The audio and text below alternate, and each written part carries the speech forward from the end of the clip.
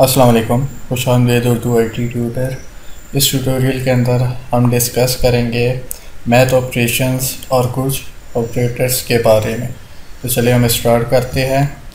3 variable integer type के declare करते हैं, A, B और आखिरी वेरिएबल रिज़ल्ट के नाम से रख लेते हैं। A को वैल्यू असाइन करते हैं 10 की और B को वैल्यू असाइन कर देते हैं 2।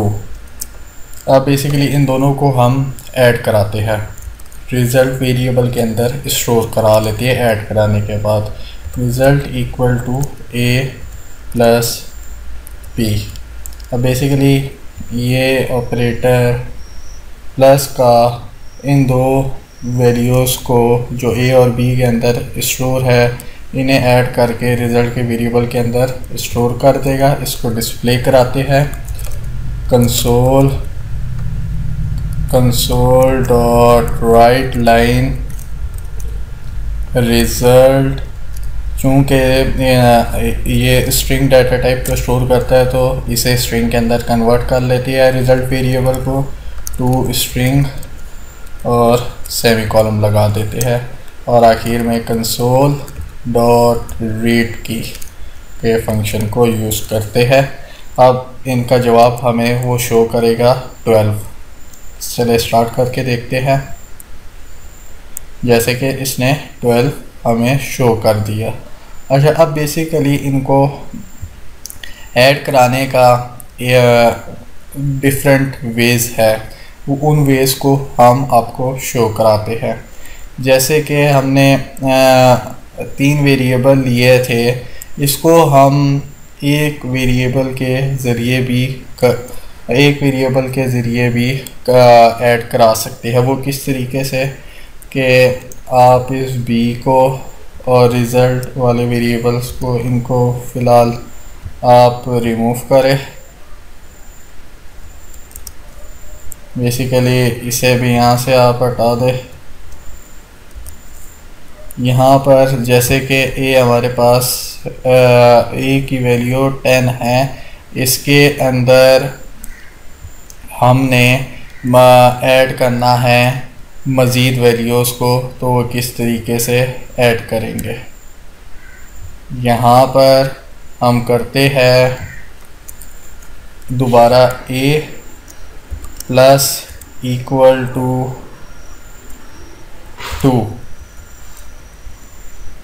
तो इस स्टेटमेंट का मतलब बेसिकली ये होगा कि वो जो हमारे पास पहले से वेरिएबल के अंदर वैल्यू स्टोर हुई हुई है, उस वैल्यू को ऐड करेगा, उस वैल्यू के अंदर 2 को मज़ीद ऐड करेगा।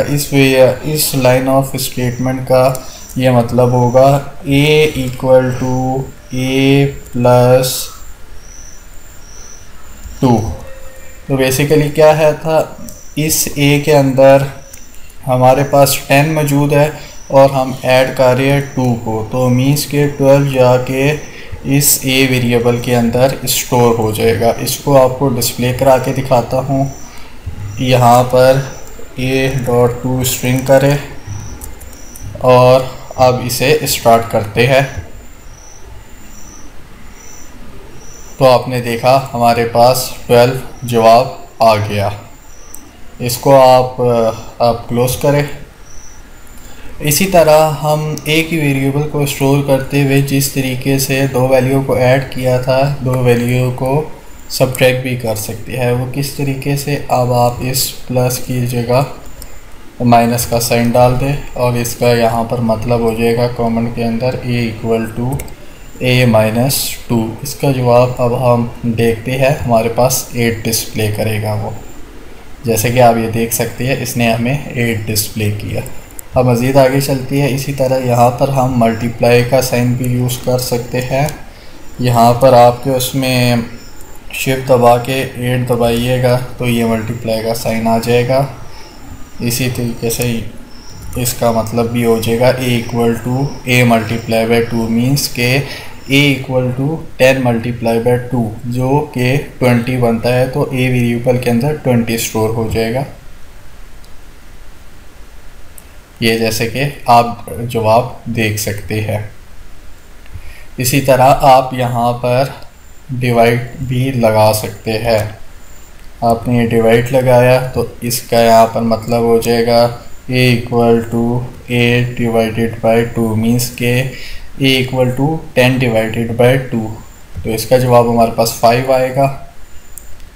ये जैसे कि आप देख सकते हैं हमारे पास इसका जवाब 5 आ चुका है। चलिए आपको एक टेक्निक और दिखाती है एडिशन और सब्ट्रैक्शन की। आप इस लाइन ऑफ कोड को रिमूव कीजिए। अब यहाँ पर मैं लिखता हूँ a प्लस प्लस। तो इसका क्या मतलब होगा, ये बेसिकली प्लस प्लस जो दो ऑपरेटर्स है ये a के अंदर 1 को ऐड कर देंगे। मीन्स के a के अंदर हमारे पास वैल्यू 10 है तो 10 के अंदर वो 1 को ऐड कर देंगे।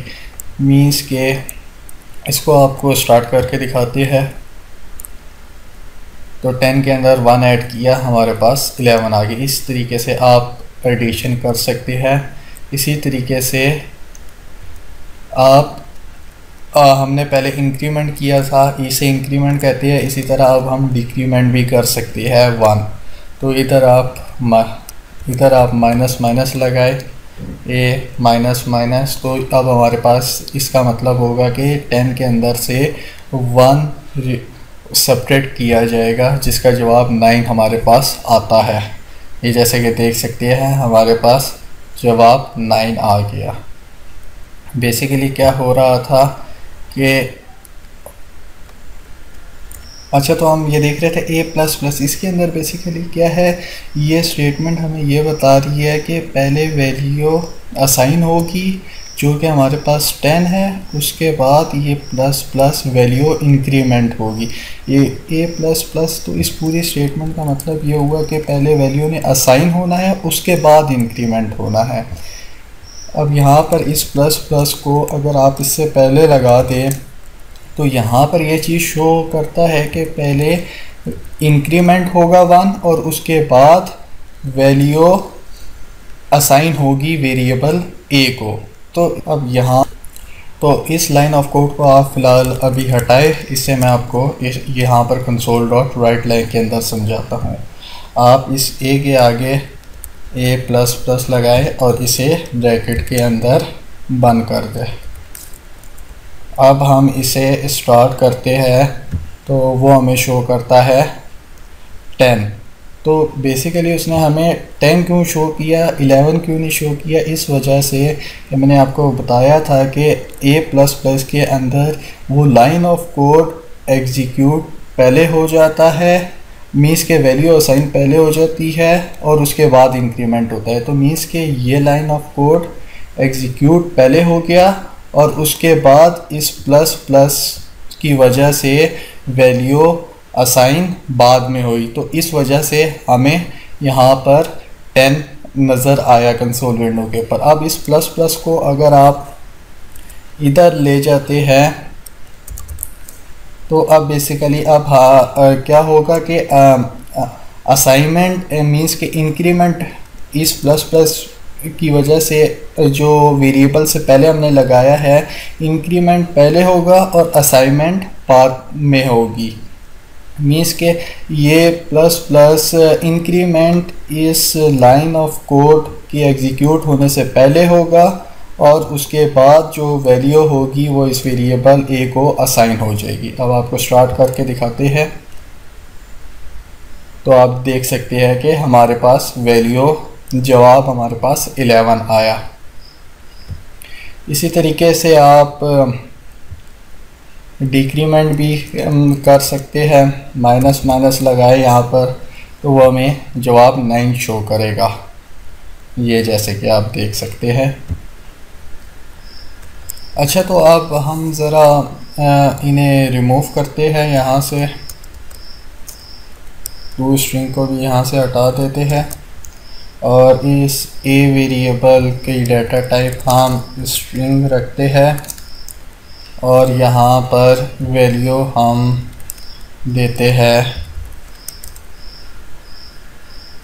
अली दे देते हैं और एक और वेरिएबल लेते हैं